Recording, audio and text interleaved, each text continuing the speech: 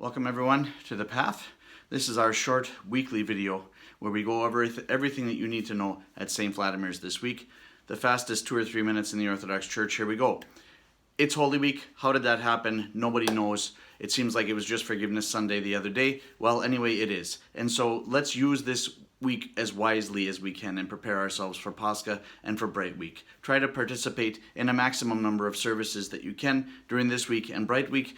Everything will be broadcast if you can't be there in person, but try to be there in person as much as you can to be with the Lord during these really important days.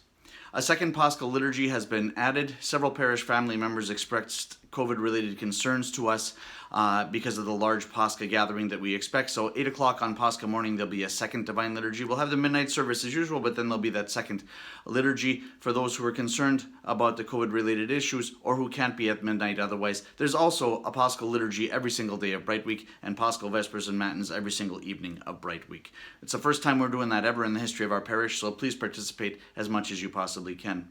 Our Pascha and Bright Week schedule is available. The link is on your screen now. As I mentioned, services every day for both of these weeks, both Holy Week and Bright Week.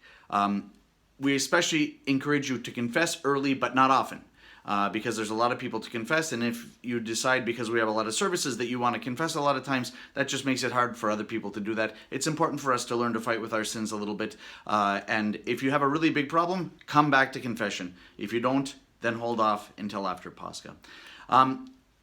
Where are all the services this week?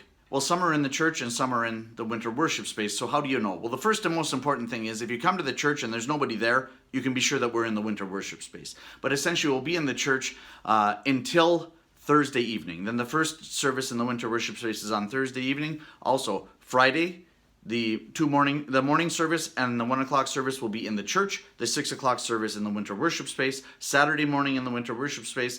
Reading of the Acts of the Apostles and the midnight service in the winter worship space.